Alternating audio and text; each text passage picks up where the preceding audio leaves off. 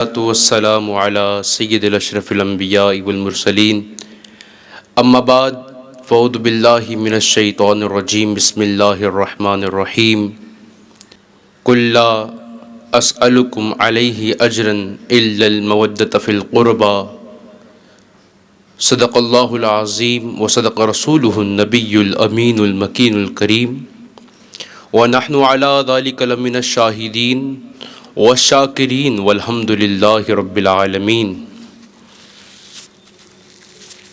معزز و مکرم سامعین، سامعات، ناظرین، ناظرات، ماہ محرم الحرام کی ابتدائی دن ہے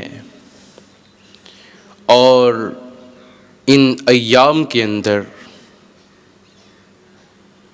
ہمیں وہ سعادت حاصل ہے جو کسی اور کو حاصل نہیں۔ ہم الحمدللہ تعالی ذکر حسین کرتے ہیں، مناتے ہیں۔ آج ہم یہاں اسی لیے جمع ہوئے کہ ہم شان حسین بیان کریں، شان حسین بیان کرے، اہل بیت کا ذکر کرے، اور یہ ہماری سب سے بڑی خوش نصیبی ہے کہ اللہ نے اس عظیم کام کے لیے ہمیں اور آپ کو چن لیا ہے۔ عزیز دوستوں اور ساتھیوں، یہ ماہ مبارک وہ ماہ ہے جس کی 10 تاریخ کو تاجدار انبیاء، خاتم النبیین، حضور سرور عالم صلی اللہ علیہ وسلم کے پیارے نواسے سیدنا امام حسین رضی اللہ تعالی عنہ کو آپ کے اہل خانہ سمیت کربلا کے چٹیل میدان میں شہید کر دیا گیا۔ اسلام کی تاریخ کے اندر اس سے بڑا کوئی سانحہ موجود نہیں ہے کہ لوگ جن کے نانا کا کلمہ پڑھتے رہے، جن کے نانا کی شان لاپتے رہے، جن کے نانا پر جان فدا کرتے رہے، محبت کرتے رہے، اور ان کے پیارے نواسے کو کربلا کی میدان میں شہید کر دیا بے دردی کے ساتھ۔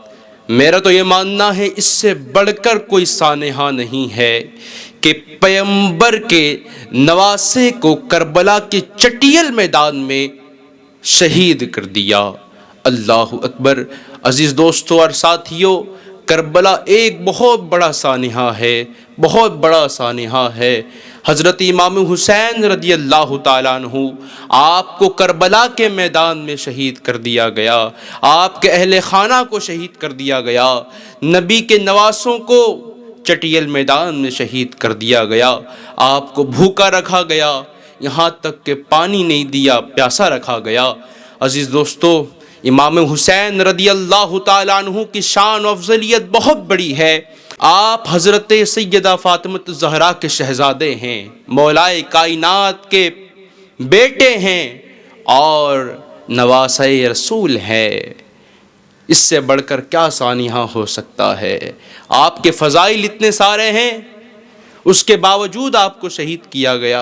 امام حسین کی وہ عظیم قربانی جس سے اسلام کی ہریالی پھر تازہ ہو گئی، اسلام پھر ہرا بھرا ہو گیا۔ کربلا کی چٹیل میدان میں امام حسین نے وہ قربانی پیش کی۔ عزیز دوستو، اللہ پاک نے اہل بیت کے مقام کو بہت اعلیٰ فرما دیا، بہت اولیٰ فرما دیا ہے۔ اسی لیے اللہ پاک نے قرآن کریم میں ارشاد فرمایا، انما یرید اللہ لیذھب عنکم الرجس اہل البیت وطہرکم تطہیرا۔ اے لوگو، یہ اہل بیت ہے جس سے ہم نے ناپاکی کو دور کر دیا، نجس کو دور کر دیا، گندگی کو دور کر دیا۔ یہ نہ گندگی کے قریب آ سکتے ہیں، نہ گندگی ان کے قریب جا سکتی ہے، کیونکہ دنیا کا کوئی بھی شخص پیدا ہوتا ہے، دنیا میں آ کر پاک ہوتا ہے، دنیا میں آ کر صاف ہوتا ہے۔ کوئی بھی شخص ہو، دنیا کا سیٹھ ہو، امیر ہو، کوئی بھی ہو، اگر دنیا میں آتا ہے، دنیا میں آنے کے بعد بعد پاک ہوتا ہے، صاف ہوتا ہے، مگر اہل بیت وہ ہیں جن کے بارے میں اللہ فرماتا ہے ہم نے ان کو پاک کر دیا، ان کو پاک کر دیا، ان سے ناپاکی دور کر دی، ان سے گندگی دور کر دی، نہ ان کے قریب گندگی آ سکتی ہے، نہ یہ گندگی کی طرف جا سکتے ہیں۔ اہل بیت کی شان ہے میرے دوستو، اللہ نے وہ مقام عطا فرمایا۔ امام حسین نے کربلا کی میدان کے اندر جو آپ نے جنگ لڑی ہے وہ ذاتیات پہ نہیں لڑی تھی، وہ خود کے لیے نہیں لڑی تھی، خاندان کو بچانا مقصد نہیں تھا، خود کو بچانا مقصد نہیں تھا، گھر والوں کو بچانا مقصد نہیں تھا، اولاد کو بچانا مقصد نہیں تھا، مقصد تھا دین کو بچانا، مقصد تھا نانا کی امت کو بچانا، مقصد تھا اچھائی کو بچانا، مقصد تھا ظالم کے خلاف کھڑے رہنا۔ جس طریقے سے امام حسین کربلا کے میدان میں ڈٹ کر ظلم کے خلاف کھڑے تھے، آج ہمیں بھی ظلم کے خلاف کھڑا ہونا ہے، اپنے نفس کے خلاف کھڑا ہونا ہے۔ کربلا کے میدان کا واقعہ تو سب نے سن رکھا ہے، یاد رکھیے گا امام حسین کو جب شہید کیا گیا تو وہ وقت ظہر تھا، آپ کو شہید کیا گیا، اور جس وقت شہید کیا گیا وہ خاص وقت آپ کے نماز کا وقت تھا، آپ سجدے میں تھے۔ آج بتاؤ میرے دوستو، جو پیغام امام حسین کی ذات سے ہمیں مل رہا ہے وہ پیغام تو یہ دے رہے ہیں مصیبت ہو، پریشانی ہو، گھر تباہ ہو جائے، لوگ ختم ہو جائیں، تمہارے گھر والوں کو شہید کر دیا جائے، تمہارے گھر والوں پہ ظلم ڈھایا جائے، تم پر بڑی سے بڑی مصیبت آن آئے، تمہاری اولادوں کو اللہ اکبر شہید کیا جائے، تو یاد رکھنا نماز کو نہیں چھوڑنا، نماز کو نہیں چھوڑنا۔ یہ میرے نانا کی آنکھوں کی ٹھنڈک ہے۔ ایک جگہ تو ہم اپنے آپ کو حسینی کہہ رہے ہیں، حسین زندہ باد کے نعرے لگا رہے ہیں، مگر ہمارے کردار میں یزیدیت کے کام دکھتے ہیں، ہمارے روزمرہ کے کام یزیدیت والے ہوتے چلے جا رہے ہیں۔ امام حسین رضی اللہ تعالی عنہ نے جنگ کی، وہ جنگ کرنے کی وجہ تھی نا کہ وہ غلط تھا۔ یزید شرابی تھا، زانی تھا، فاسق فاجر تھا۔ آج ہم وہی کام کر رہے ہیں جس نے یزید نے کیا، ہم نے وہ کام چھوڑا جس کو امام علی مقام نے پکڑا تھا، جس کام کا انہوں نے حکم دیا، ہم وہ اس کا الٹا کر رہے ہیں، یزید والے کام کر رہے ہیں۔ اللہ اکبر میرے دوستو، زنا کے قریب نہ جانا، بدکاری کے قریب نہ جانا، ظلم اگر ہو رہا ہے اس کے سامنے مضبوطی کے ساتھ کھڑے رہنا، مگر وہ کبھی وہ کام مت کرنا جس کے خلاف امام علی مقام نے جنگ فرمائی تھی۔ اگر ہم حسینی ہیں، پکے سچے حسینی ہیں، تو ہمیں چاہیے کہ امام علی مقام کی محبت میں وہ کام کریں جس کا فرمان سرکار مدینہ نے ہم کو دیا ہے، تاجدار انبیاء نے ہم کو دیا ہے، اور جس کے خاطر کربلا کی میدان میں، کربلا کے تکتی ہوئی ریت پہ امام علی مقام نے خاندان کو قربان کر دیا، اپنی جان کو قربان کر دیا۔ ہمیں اس دین کے اوپر عمل کرنا ہے اور خود سے عہد کرنا ہے کہ جب تک ہم جئیں گے دین کی محبت میں جئیں گے، امام علی مقام کے عشق میں جئیں گے، اہل بیت کے عشق میں جئیں گے۔ اور یاد رکھیے گا اہل بیت کا عشق ہر کسی کو نصیب نہیں ہوتا، ہر کسی کو نصیب نہیں ہوتا۔ حضرت حر کا واقعہ سنا، حضرت امام حسین نے صدا لگائی، میں ابن رسول اللہ ہوں، میں ابن رسول اللہ ہوں، ان کا نواسا ہوں جن کا کلمہ تم پڑھتے ہو۔ ہاں میں علی کا بیٹا ہوں، ہاں میں فاطمہ کا بیٹا ہوں، ہاں میں وہی ہوں جس کے بارے میں ارشاد ہوا کہ حسین اور حسن جنتی جوانوں کے سردار ہیں۔ حضرت حر ہوشیار ہوئے، بلکہ میرا یہ کہنا ہے کہ امام نے نعرہ لگایا، آواز دی تو صرف حضرت حر کے لیے، وہ اس لشکر سے نکل کے آئے اور امام حسین کے صف میں کھڑے ہو گئے۔ اور آج دیکھیں دنیا کسی کو یاد نہیں کرتی، جب بھی کربلا کی یاد آتی ہے، کربلا کا ذکر ہوتا ہے، کربلا کی بات ہوتی ہے، جب واقعہ بیان کیا جاتا ہے، اہل بیت کی محبت کس طریقے سے انسان کو کامیاب کرتی ہے میرے دوستو، جب بھی کربلا کا ذکر ہوگا بغیر حضرت حر کے ذکر وہ کربلا کا واقعہ ادھورا رہے گا۔ مقام کہاں سے ملا؟ امام حسین کی صف میں کھڑے ہونے سے، اہل بیت سے محبت کرنے کی وجہ سے۔ اسی لیے اہل بیت سے مودت کریے، اہل بیت سے محبت کریے۔ اللہ پاک فرماتا ہے کہ میں نے حبیب لوگوں کو آسمان دیا، زمین بچھونا دیا اور بہت ساری نعمتیں دی، سورج دیا، چاند دیا اور بہت ساری نعمتیں جس کا کوئی حساب نہیں۔ اللہ پاک فرماتا ہے حبیب میں نے لوگوں سے کچھ اجر طلب نہیں کیا، کچھ مانگا نہیں کہ میں نے تمہیں یہ سب دیا ہے کچھ اجر دو، کچھ اجر طلب نہیں کیا، بس اتنا چاہتا ہوں قل لا اسألکم علیہ اجرا الا المودۃ فی القربا۔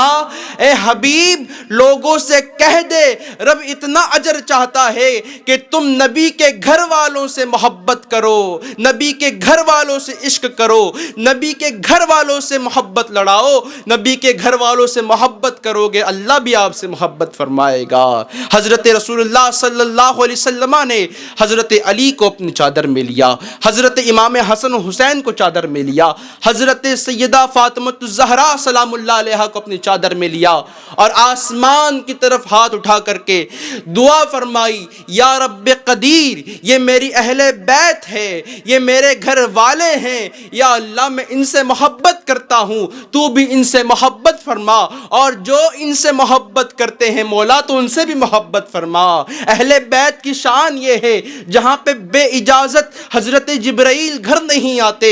علامہ حسن کیا خوب لکھتے ہیں، کہتے ہیں بے اجازت جن کے گھر جبریل بھی آتے نہیں، قدر والے جانتے ہیں قدر و شان و اہل بیت۔ اور بے ادب گستاخ فرقے کو سنا دے اے حسن، یوں بیان کرتے ہیں سنی داستان اہل بیت، یوں بیان کرتے ہیں سنی داستان اہل بیت۔ اہل بیت کی محبت ہی ایمان ہے، اہل بیت کی محبت کے بغیر زندگی نہیں ہو سکتی۔ اگر نبی کے گھر والوں سے محبت کر لیتے ہو، حضور سے محبت کر لیتے ہو تو اللہ کامیابی عطا فرمائے گا، کامرانی عطا فرمائے گا، مگر شرط ہے کہ اللہ کے بندو سنو، مگر سب سے پہلے اہل بیت سے محبت کرو، اور جس کے دل میں اہل بیت کی محبت ہوگی وہ بندہ کبھی بھی راہ سے بھٹک نہیں سکتا، راہ سے گمراہ نہیں ہو سکتا۔ عزیز دوستو اور ساتھیو، اہل بیت کی محبت ہی ایمان ہے، اور اہل بیت سے جس نے محبت کی اس کا مقدر عروج پر ہوتا ہے، عروج پر ہوتا ہے۔ اللہ پاک نے اہل بیت کو بہت اعلیٰ مقام عطا فرمایا، اور جس نے اہل بیت سے محبت کر لی یہ ایمان کا حصہ ہے، وہ کبھی گمراہ بھی نہیں ہو سکتا۔ اس کی وجہ یہ ہے کہ سرکار مدینہ علیہ السلام نے حجت الوداع کے موقع پر ارشاد فرمایا، صحابہ کی جماعت حاضر تھی، صحابہ موجود تھے، 1.25 لاکھ صحابہ موجود تھے۔ حضور نبی اکرم صلی اللہ علیہ وسلم کے زندگی کا آخری سال ہے حج کا۔ آقا کریم صلی اللہ علیہ وسلم ارشاد فرماتے ہیں، اے لوگو میں تمہارے درمیان 2 چیزیں چھوڑ کر جا رہا ہوں، ایک چیز قرآن ہے، دوسری میری اہل بیت، میرے گھر والے۔ اس سے معلوم یہ ہوا کہ اگر تم گمراہ اس لیے نہیں ہو سکتے جس کے ہاتھ میں قرآن ہے، جس نے قرآن کا دامن تھامے ہوئے ہے، جو قرآن کو فالو کرتا ہے، اور دوسرا اہل بیت سے محبت کرتا ہے، ان کے دامن سے وابستہ ہے، تو وہ کبھی گمراہ نہ ہو سکے گا، کیونکہ جو اہل بیت سے محبت کرے گا، قرآن کو سینے میں لے گا، یقین کے ساتھ میرے آقا کی زبان ہے، وہ کبھی گمراہ نہیں ہو سکتا، وہ گمراہ نہیں ہو سکتا۔ اسی لیے دوستو خود بھی اہل بیت سے محبت کریے، اپنے دلوں میں اہل بیت کی مودت کو داخل کریے، اور اپنی آنے والی نسلوں کو بھی اہل بیت سے محبت کی ترغیب دیجئے، ان کے دلوں میں اہل بیت کی محبت ڈالیے۔ میں تو کہوں گا ان کو گٹی میں اہل بیت کی محبت دیجئے۔ اہل بیت کی محبت ایمان ہے، اہل بیت کی محبت جان ہے، اہل بیت کی محبت تمہاری بخشش کا پروانہ ہے۔ جو اہل بیت سے محبت کرے گا وہ کامیاب ہوگا، وہ عروج پر ہوگا۔ تاجدار انبیاء علیہ السلام اہل بیت سے بہت محبت فرماتے۔ حضرت امام حسین سے ایسی محبت فرمائی خاص کر کے، اللہ اکبر، حضرت امام حسین کو اپنے کاندھوں پہ لینا، امام حسن کو کاندھے پہ لینا، ان کو گھمانا، ان سے محبت کرنا، ان کو بوسہ دینا، اللہ اکبر، اتنی بڑی شان ہے میرے دوستو۔ مگر وہی سر، اللہ اللہ، جب کربلا کی تکتے ہوئی ریزگار پر، تکتے ہوئی میدان، چٹیل میدان پر وہی سر کو اتار دیا گیا، شہید کر دیا گیا آپ کو، وہ کتنا خوفناک منظر ہوگا، وہ کتنا دردناک منظر ہوگا۔ نواسہ رسول کو کربلا کے میدان میں شہید کر دیا گیا۔ جو پیغام کربلا کے میدان سے ہمیں مل رہا ہے، ہم نے وہ پیغام کو بھلا دیا نوجوانوں، ہم نے اس پیغام پر عمل کرنا چھوڑ دیا، تعلیمات حسین پر عمل کرنا چھوڑ دیا ہے۔ جس دین کے خاطر کربلا کے چٹیل میدان میں، کربلا کے ریگزار میں امام حسین نے اہل خانہ کے ساتھ شہادت دی، 72 نفوس قدسیہ نے شہادت دی۔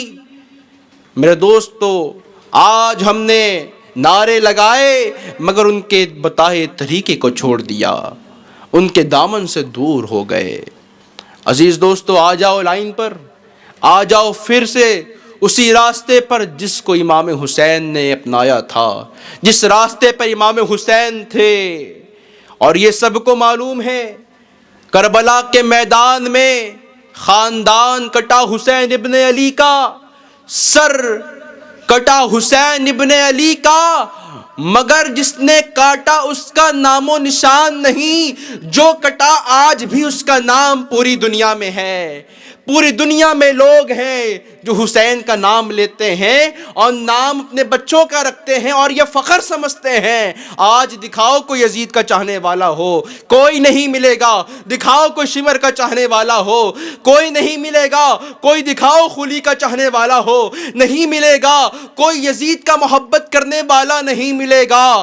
ہاں پوری دنیا میں اگر کوئی ملے گا تو حسین ابن علی سے محبت کرنے والا ملے گا، حسین پہ جان نثار کرنے والا ملے گا، آپ کی نسلوں پہ جان فدا کرنے والا ملے گا، اپنے بچوں کا نام آپ کے نام پہ رکھتا ہوا ملے گا۔ یہ حسین ابن علی کی سچائیت ہے، یہ حسین ابن علی کی محبت اور مقام ہے کہ اللہ نے آپ کی مقام کو اتنا بلند کر دیا، کہا کہ سر کٹ گیا حسین کا، مگر آج ہر دنیا میں، ہر گوشے میں خاندان حسین کا نظر آتا ہے، سارے خاندان حسین کے حسین ابن علی کا خاندان نظر آتا ہے۔